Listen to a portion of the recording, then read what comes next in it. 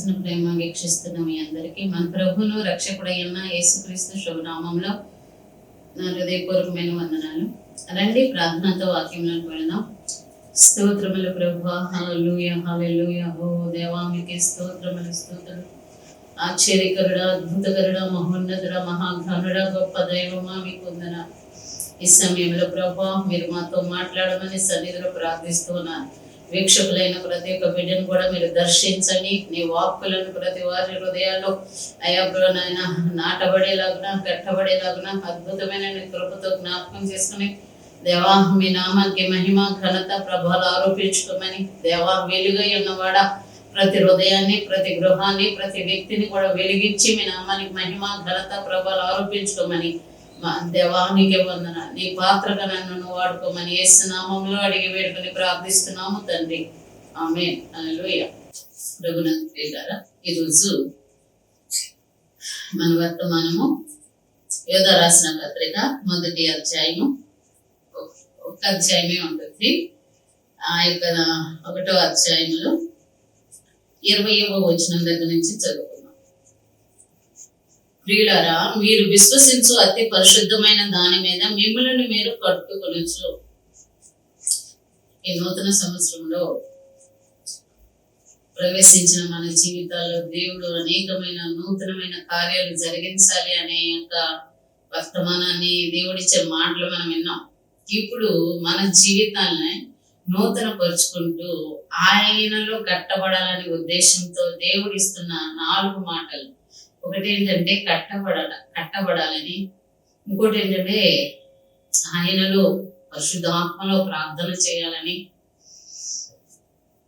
ఆయన కోసం కనిపెట్టాలని, ఆయన దేవుని ప్రేమలో నిలిచినట్లుగా మన జీవితాన్ని, మన హృదయాన్ని కాచుకోమని ఈ 4 మాటలు. ఒకటి కట్టుకోవటం, రెండోది ప్రార్థన చేయటం, మూడోది కనిపెట్టడం, 4వది కాసుకొని ఉండటం. ఈ 4 మాటలు ఈ దినాన్ని మనం చూద్దాం. కాబట్టి ఇక్కడ యోధా రాసిన పత్రిక 20వ వచనం దగ్గర నుంచి మనం చూస్తే, ప్రియులారా, మీరు విశ్వసించు అతి పరిశుద్ధమైన దానిని మిమ్మల్ని మీరు కట్టుకొనొచ్చు, పరిశుద్ధాత్మలో ప్రార్థన చేయొచ్చు, నిత్య జీవార్థమైన మన ప్రభువు యేసుక్రీస్తు కనికరము కొరకు కనిపెట్టుచు దేవుని ప్రేమలో నిలుచున్నట్లుగా కాసుకొని ఉండండి. మొదటిగా ఈ యొక్క యోధా గారు దేవుని యొక్క ప్రేమలో ఆయనట భద్రపరచబడి ఉన్నారంట. ఆయనలో భద్రపరచబడి ఉండటం యొక్క అనుభవాన్ని పొందుకున్న యోధా గారు మనతో కూడా ఆయన ఇస్తున్న మాట ఏంటంటే, ఆయన ఇస్తున్న మాటలు దేవుని యొక్క చిత్తంలో ఆయన మనతో బోధిస్తున్న విషయాలను మనం చూస్తే కనుక, ప్రియమైన వాళ్ళారా, మీరు విశ్వసించే అతి పరిశుద్ధమైన దాని మీద మిమ్మల్ని మీరు కట్టుకోండి అని చెప్తున్నారు. అయితే మన యొక్క విశ్వాసము ఎవరి మీద ఉంది చూస్తున్నాం. మనం రోమీయులకు రాసిన పత్రిక, ఇంకా గలతీయులకు రాసిన పత్రికలన్నీ కూడా మనం చూస్తే, ఎవరైతే ఆయన యందు విశ్వాసం ఉంచుతారో వారు ఆయన కుమారులని, ఆయన కుమార్తెలని దేవునికి లేఖనం సెలవిచ్చింది. కాబట్టి ఆయన యందు విశ్వసించడాన్ని బట్టే అబ్రహాము విశ్వాసులకు తండ్రి అయ్యాడు అని రోమీయులకు రాసిన పత్రిక 3వ అధ్యాయము 4వ వచనం చెప్తుంది. కాబట్టి ఆయన యందు మనం విశ్వాసం ఉంచినప్పుడు నీతిమంతులుగా మార్చబడతాము, ఆయన కుమారులుగా మార్చబడతాము అన్న విషయాన్ని ఆధారంగా ఇప్పుడు మనం ఎవరి మీద విశ్వసిస్తున్నాము, ఎవరి యందు విశ్వసిస్తున్నాం అంటే, ప్రభు అయిన యేసుక్రీస్తు ఆయన మాట్లాడుతూ అనేక మార్లు ఈ బండ మీద, ఈ క్రీస్తు అనే బండ మీద సంఘం కట్టబడద్ది అని మాట్లాడారు. అపోస్తులు అందరూ కూడా 12 మంది అపోస్తులు కూడా ఆ యొక్క మేడగదిలో దేవుని యొక్క చిత్తం కోసం కనిపెట్టిన ఆయన శిష్యులందరూ కూడా ఆయన క్రీస్తు అనే ఆ బండ మీద కట్టబడిన అనుభవాలను వారి యొక్క విశ్వాసంలో అనేక దేశాలకు విస్తరించి వారు చేసిన బోధంతా కూడా ఈ క్రీస్తు అనే బండ మీద మీ విశ్వాసాన్ని స్థిరపరచుకోండి, మిమ్మల్ని మీరు కట్టుకోండి అని వారు బోధించారు. అదే విధంగా జీవ గ్రంథం అయిన ఈ యొక్క బైబిల్ కూడా మన అందరికీ కూడా నేర్పించేది ఏంటి అంటే నీవు క్రీస్తుని విశ్వసించు, ఆయనే ప్రతి ఒక్కరి కోసం తన ప్రాణాన్ని పెట్టాడు, ఆయన రక్తాన్ని చిందించాడు అని ఎవరైతే నమ్ముతారో వారే కదా విశ్వాసులు. ఇప్పుడు విశ్వాసులైన వారు క్రీస్తు యొక్క విశ్వాసంలో క్రీస్తు యొక్క ఆయన మన కోసం చేసిన ఆ శిలువ యాగాన్ని, ఆయన చిందించిన రక్తాన్ని, ఆయన పొందిన దెబ్బలు, ఇవన్నీ కూడా మనం ఆధారం చేసుకుంటూ ఆయన నా సొంత రక్షకుడు అనేసి ఎవరైతే విశ్వసిస్తారో అట్టి వారు అందరూ కూడా క్రీస్తు చెప్పిన మార్గంలో ఎవరైతే నడుచుకుంటారో అట్టి వారు అందరూ కూడా క్రీస్తు అనే బండ మీద, అతి పరిశుద్ధమైన బండగా పిలువబడుతున్న మన ప్రభు అయిన యేసు క్రీస్తు మీద ఎవరైతే విశ్వసిస్తున్నారో వారు క్రీస్తు యేసిన మార్గంలో, క్రీస్తు యేసు ప్రభు బోధించిన బోధల్లో, ఆయన నడిచిన నడవడికలో ఎవరైతే నడుస్తారో అట్టివారు క్రీస్తులో కట్టబడిన వారు. ఆయన మనకి ఏమైతే బోధించారో, ఏ కట్టడలను, ఏ విధులను ఏమైతే బోధించారో వాటిని ఎవరైతే అనుసరిస్తున్నారో, జీవ గ్రంథం ఏమి మనకు బోధిస్తుందో వాటిని అనుసరిస్తూ మన జీవితాన్ని మలుచుకుంటూ, మన జీవితాన్ని సరిచేసుకుంటూ, ఎక్కడ ఎలా మాట్లాడాలి, ఏ విధంగా మాట్లాడాలి, ఏం చేయకూడదు, ఏం మాట్లాడాలి, ఏం మాట్లాడకూడదు, ఎలా ఉండాలి, ఎక్కడికి వెళ్ళాలి, ఎక్కడికి వెళ్ళకూడదు, ఏమి తినాలి, ఏమి తినకూడదు అని ప్రతి విషయంలో కూడా ఒక విశ్వాసి ప్రతి విషయంలో కూడా ప్రతి దాన్ని కూడా వివేచిస్తూ, పరీక్షిస్తూ, అక్కడ ఏ విధమైన విధానం ఉంది అనేది పరీక్షించుకుంటూ అటువంటి స్థలాలకి, అలాంటి ప్లేస్లకి అలాగ మాట్లాడితే మా విశ్వాస జీవితం మేము దెబ్బతింటాం. సో కాబట్టి అని ఎవరైతే వాటన్నిటిలో నుండి మరులు గొలుపుతూ వాటన్నిటి నుంచి తప్పించుకుంటూ ఆ క్రీస్తుని బండ మీద కట్టుకుంటారో అట్టి వారితో యోధా గారు చెప్తున్న మరొక మాట ఏంటంటే, మీరు అతి పరిశుద్ధమైన దాని మీద కట్టుకోవాలి. మీరు కట్టుకున్నారు కాబట్టి మీరేం చేయాలంటే పరిశుద్ధాత్మలో మీరు ప్రార్థన చేయాలి అని చెప్తున్నారు. పరిశుద్ధాత్మలో ప్రార్థించినప్పుడు అనేకమైన అద్భుతాలు జరుగుతాయి, అనేకమైన ఆశ్చర్యకరమైన కార్యాలు దేవుడు జరిగించుకుంటా వస్తాడు. లేని ఉన్నట్లుగా, ఉన్నవి లేనట్లుగా చేయగలిగిన ఆ మహాప్రభావం కలిగిన దేవుని యొక్క ఆత్మ కార్యాలు మన జీవితాల్లో ప్రార్థించుతున్న అనేక మంది జీవితాల్లో దేవుడు కార్యాలు జరిగించుకుంటా వస్తాడు. కాబట్టి మనం ఎప్పుడు ఎలాగో ప్రార్థన చేయాలో అనేది కూడా మనకి తెలియని పరిస్థితుల్లో ఆత్మే మన పక్షంగా ప్రార్థిస్తుంది. కాబట్టి ఆత్మ అనేక విషయాలను మనల్ని నడిపిస్తూ ప్రార్థింపచేసేలాగా మనల్ని మౌలు చేస్తూ ఉంటది. కాబట్టి పరిశుద్ధాత్మలో ఎవరైతే పరిశుద్ధాత్మ కలిగి ఉన్నారో అట్టి వారు ఆ ఆత్మలో ప్రార్థించాలి. మనం చేయాలి అనుకున్న విషయాలు, ఎలా చేయాలి అనుకున్న విషయాలు ప్రార్థనలో కూర్చున్న తర్వాత అలా ప్రార్థించలేము. ఆ యొక్క ప్రార్థన, పరిశుద్ధాత్మలో ప్రార్థన ఆయన ఒక డిఫరెంట్ వేలో నడిపించుకుంటా వెళ్తాడు. దేవునికి స్తోత్రం, హల్లెలూయా. కాబట్టి మీ యొక్క విశ్వాసం దేని మీద ఉంది? అతి పరిశుద్ధమైన దాని మీదే ఉందా? బండ మీదే ఉందా? ఇసుకలో ఉందా? మీరు ఒకసారి చూసుకోండి.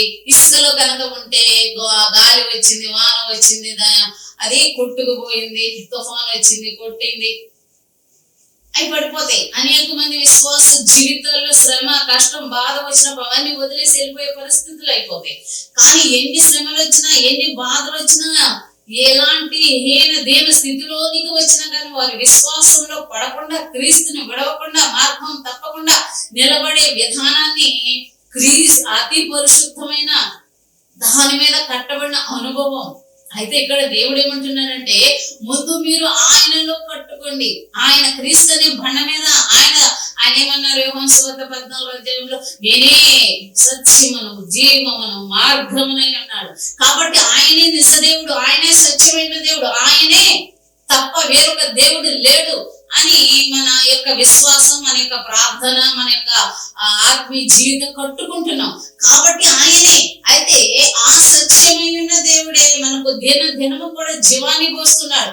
కాబట్టి ఆయన ఇచ్చే ఆ యొక్క జీవాన్ని బట్టే, ఆయన ఇచ్చే ఊపిరిని బట్టే మనం సజీవంగా ఉన్నాం. రోజుకు అనేక మంది చనిపోతున్నారు. కారణం దేవుని కృప లేదు, దేవుని యొక్క జీవాన్ని పొందుకోలేని పరిస్థితుల్లోకి వెళ్ళిపోయారు. అయితే ఆయన జీవం మనలో పోస్తూ దినదినము కూడా సజీవులుగా ఉంచుతున్న ఆయన కృపను బట్టి దేవుడికి వందనాలు. కాబట్టి మొదటిగా మన విశ్వాసం అతి పరిశుద్ధమైన దాని మీద కట్టుకున్నామా, ఇసుకలో కట్టుకున్నామా, ఒక్కసారి మనం పరీక్షించుకోవాలి. తదుపరి పరిశుద్ధాత్మలో మనం ప్రార్థిస్తున్నామా, లోక సంబంధమైన ఆశలను దురాశలను కలిగి లోకంలో ఉన్న వాటి అనేక సంపాదించుకోవాలి, ప్రభు అది ఇది ఇది ఇది ఇది ఇది ఇది ఇది అనుకుంటా ముందుకు వెళ్ళిపోతున్నామా? ఆత్మలో ప్రార్థన అనేది దేవుని యొక్క చిత్తానుసారమైన ప్రార్థన చేయగలుగుతాం.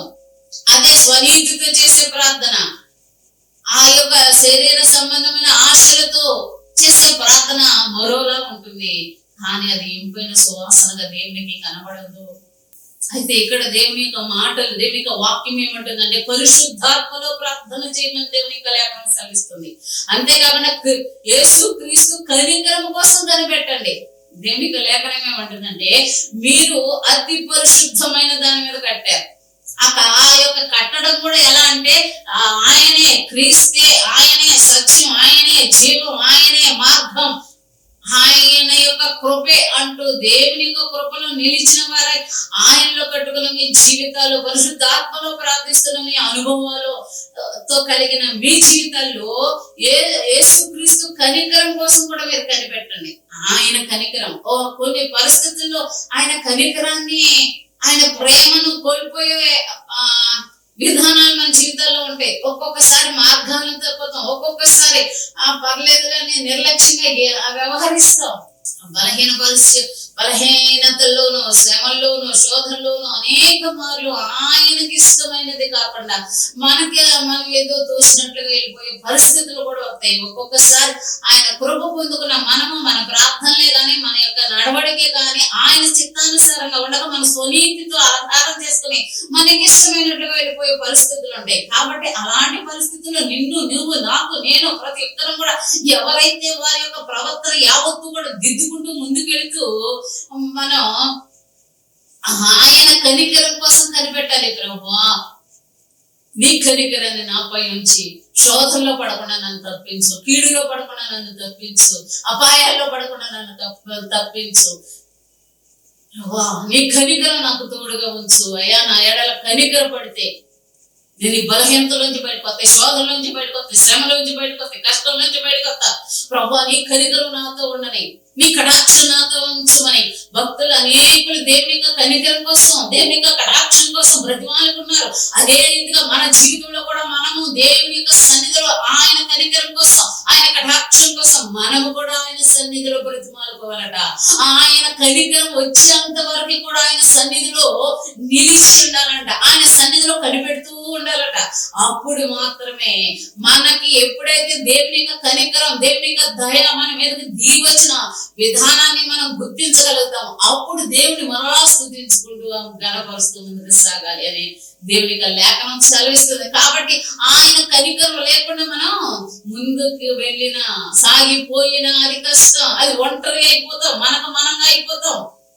ఈ లోకంలో మనంగా నడిచే వేసే ప్రతి అడుగులో కూడా అపాయాలు అనేకం సంభవించే ప్రమాదాలు ఈ లోకంలో ఎన్నో ఉన్నాయి. అయితే వాటన్నిటిలో నుంచి మనం తప్పింపబడాలి, సేఫ్ జోన్ లో ఉండాలి, దేవుని కృపలో ఉండాలి, ఆయన చిత్తంలో సాగాలి అంటే ఖచ్చితంగా ఈ యొక్క నూతన సంవత్సరంలో ఈ 12 నెలలు కూడా ఆయన యొక్క కటాక్షము, కనికరము మనతో ఉండి మనల్ని నడిపించేలాగా ఆయన సన్నిధిని మనం కోరుకుందాం, ఆయన ధైర్యం మనం కోరుకుందాం. దేవుడి మహిమ కలుగునుగాక. హల్లెలూయా. అంతేకాకుండా మన ప్రభువు అంటున్నాడు ఏమంటే దేవుని ప్రేమలో నిలుచున్నట్లుగా కాచుకుని ఉండండి. దేవుని ప్రేమలో మనం నిలవాలి అంటే కాచుకుని ఉండాలంట. ఏం కాచుకుని ఉండాలి? ఇక్కడ 21వ వచనంలో రాయబడి ఉంది, దేవుని ప్రేమలో నిలుచున్నట్లు కాచుకుని ఉండుడి. అంటే మన యొక్క విశ్వాసం ఎక్కడ అనేక మార్లు పోగొట్టుకునే పరిస్థితులు వస్తాయి, అవిశ్వాసంలోనికి వెళ్ళిపోయే ప్రమాదాలు ఉంటాయి. నిరుత్సాహంతోనూ అనేకమైన మన శరీర కార్యాల గురించి మనకు తెలుసు. వాటిలో అనేక విధాలుగా చెప్పబడిన అవి కొన్ని మానవుని యొక్క జీవితంలో, విశ్వాసం యొక్క జీవితంలో, దేవుని బిడ్డల యొక్క జీవితాల్లో అన్ని కాకపోయినా ఎక్కడో ఒకటి మనుషుల జీవితాల్ని కదిపేసే ప్రమాదాలు ఉన్నాయి.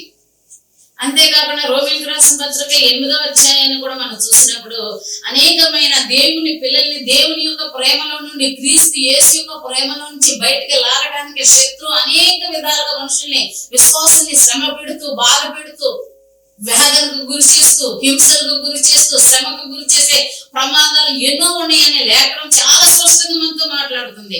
కాబట్టి ఈ యొక్క 8వ అధ్యాయం 35వ వచనంగా మనం చూస్తే కనుక, క్రీస్తు ప్రేమ నుండి మనల్ని ఎడబాపు వాడు ఎవడో, శ్రమ అయినా, బాధ అయినా, హింస అయినా, కరువు అయినా, వస్త్రహీనత అయినా, ఉపద్రవమైన, ఖడ్గమైన మనల్ని ఎడబాపునా.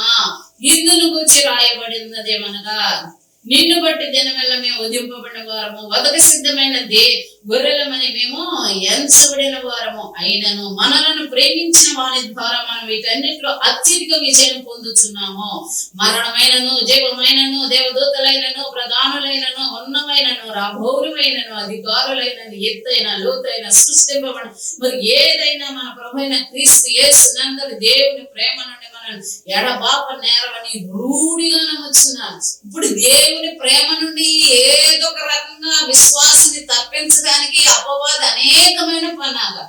ఆ పన్నాగాలు ఎలా ఉంటాయంటే, శ్రమ వస్తుందంట, బాధలు వస్తాయంట, హింసలు వస్తాయంట, కరువులు వస్తాయంట, వస్త్రహీనతలు వస్తాయంట, ఉపద్రవాలు వస్తాయంట, అచ్చంగా ఖడ్గమే వచ్చేస్తుందట చంపివేయడానికి. అయినా ఎన్ని వచ్చినప్పటికీ కూడా, ఇన్ని ప్రమాదాలు మనిషి మీదకి వచ్చే పరిస్థితులు ఉంటాయి.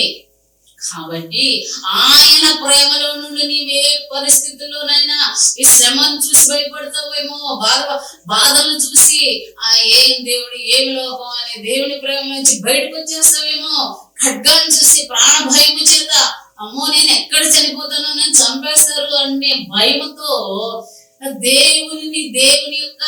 దేవుని యందు ఉన్న విశ్వాసాన్ని కోల్పోయే పరిస్థితులు వస్తాయి.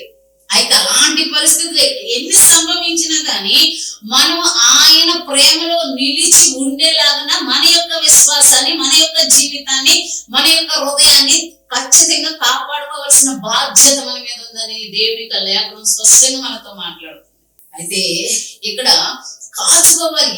ఏవి కూడా మనిషి యొక్క జీవితంలో ఈ యొక్క దేవుని యొక్క లేఖనం సెలవిచ్చినట్లుగా లోకాశలు, శరీరాశలు, నేత్రాశలు అని మనం వింటున్నాం.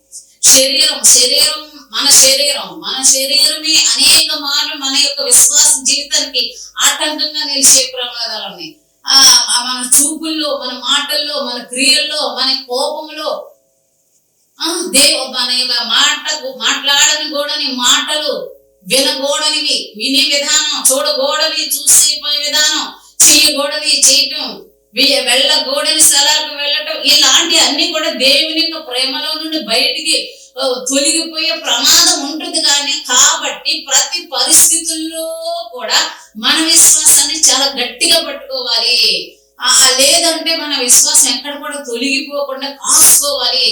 అమ్మో నేను అలా మాట్లాడకూడదు, అలా వెళ్ళకూడదు, అలాంటి స్థలాలకు వెళ్ళకూడదు, అది విగ్రహారాధన ప్రదేశాలు, అక్కడ అపవిత్రమైనవి, ఆ మనుషులతో సామర్థ్యంగా చేయకూడదు.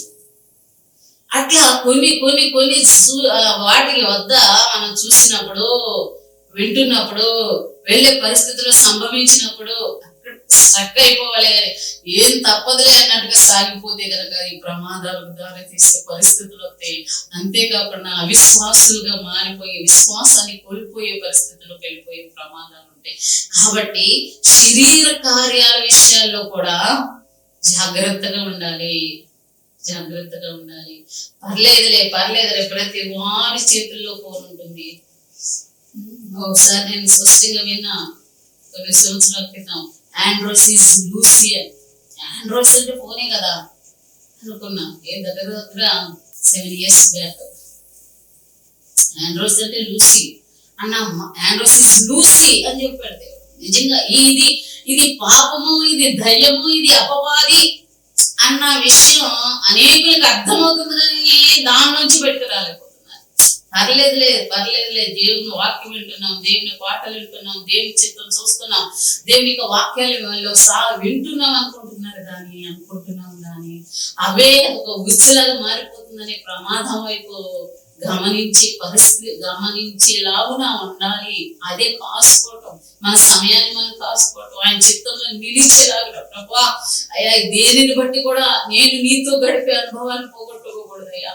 నేను నీ యందు మరింత బలము కలిగి ముందుకు సాగాలయ్యా. నా క్రమాన్ని పోగొట్టుకోకూడదు, నా విశ్వాసం పోగొట్టుకోకూడదు, నా భక్తి జీవితాన్ని పోగొట్టుకోకూడదు, నా ప్రార్థన స్థితిని పోగొట్టుకోకూడదు అని ఎవరైతే తమ హృదయాన్ని తన యొక్క విధానాన్ని కాసుకోలేకపోతే తెలియకుండానే ప్రమాదాలను చుట్టుముట్టే పరిస్థితులు వస్తాయి.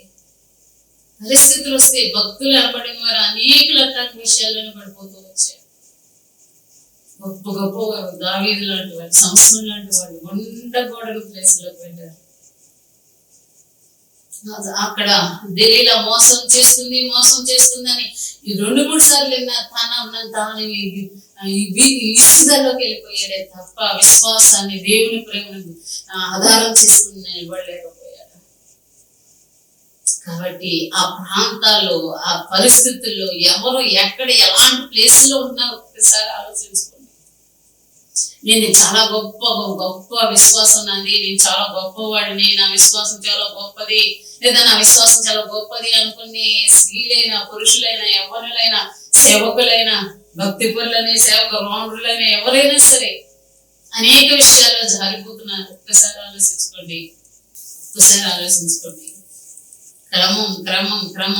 క్రమం లేనిది అక్రమం అంటున్నాడు. ఆ అక్రమమైన పద్ధతిలో సాగితే అపవాది చిక్కులు చిక్కుతారు, శత్రువుకి దొరికిపోతారని దేవుని లేఖనం సెలవిస్తుంది.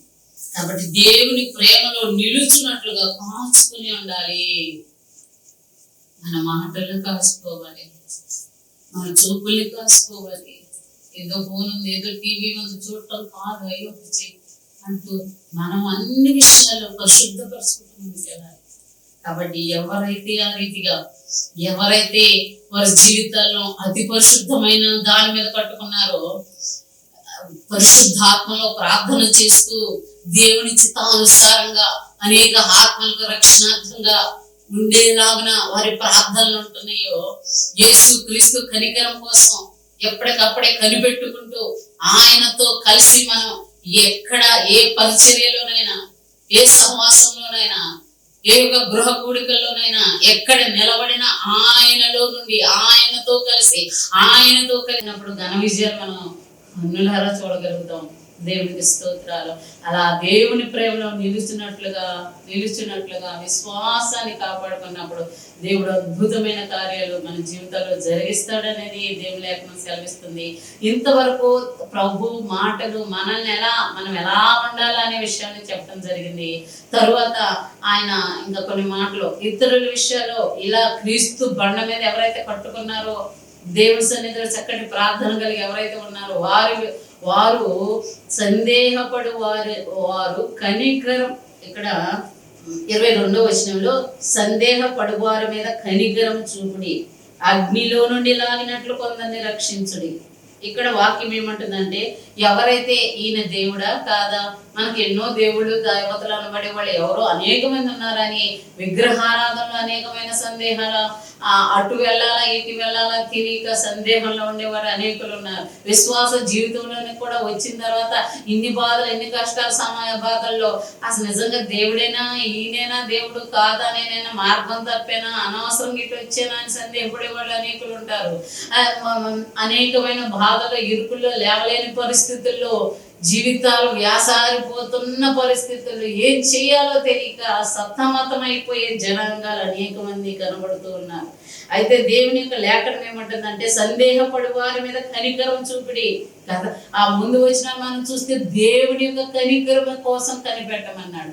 ఎందుకనంటే ఆయన కనికరం మన మీద ఉంటేనే, మత్తయి సువార్తలో ప్రభువైన యేసు 5వ అధ్యాయంలో కొండ మీద ప్రసంగంలో చెప్పినట్లుగా కనికరం గలవారు ధన్యులు, వారు కనికరించబడతారు అని.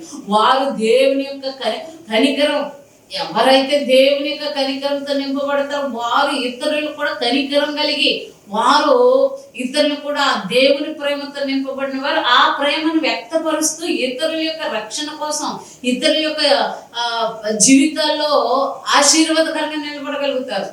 కాబట్టి వారు దేవుని కనికరాన్ని వాళ్ళు పొందుకున్నారు. కనికరం యొక్క విలువేంటో, దేవుని యొక్క కనికరం ఏంటో వాళ్ళు అనుభవిస్తున్నారు.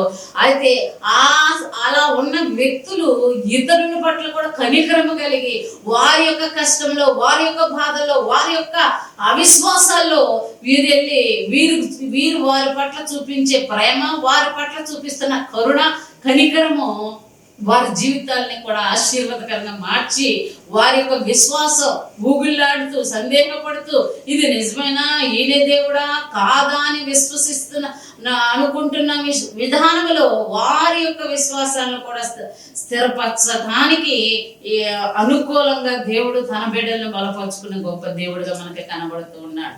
కాబట్టి ఇక్కడ అగ్నిలో నుండి లాగినట్లు కొందరిని రక్షించుడి.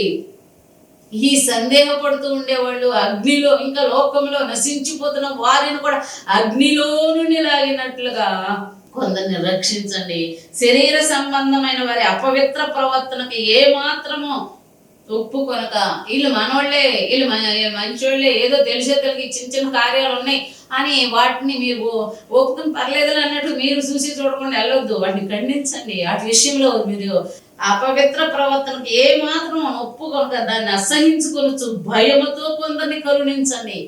భయముతో మొదటిగా నీది అది చిన్నదైనా పెద్దదైనా పాపమే దాని నుండి తొలగి బయటకు రమ్మని వాళ్ళని గద్దించి వాళ్ళకి అనేక విషయాలుగా బోధించి వాళ్ళని అసహించుకోకుండా, నీవు అసహించుకుని వాళ్ళని విడిచిపెట్టుకోకుండా సహించి వారిని కూడా క్రీస్తులోనికి తీసుకుని వచ్చే రీతిగా నువ్వు ఉండాలయ్యా అని చెప్తున్నాడు దేవుడు.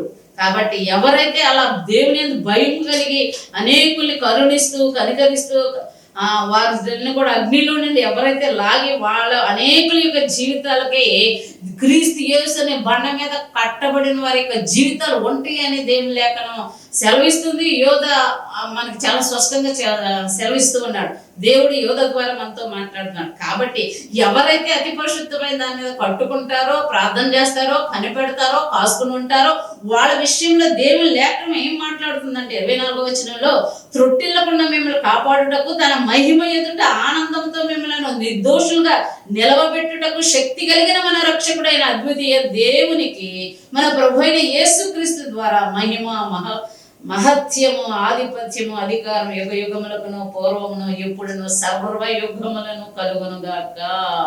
కదా దేవుడు మనందరినీ చాలా ఆనందముతోనట, నిర్దోషులుగానంట, శక్తితోనంట మన రక్షకుడై ఉన్న యేసుక్రీస్తు ద్వారా తండ్రి అయిన దేవుని ఎదుట నిలబెట్టే దేవుడై ఉన్నాడు. దేవునికి మహిమ కలుగునుగాక. హల్లెలూయా. ప్రార్థన చేసుకుందాం.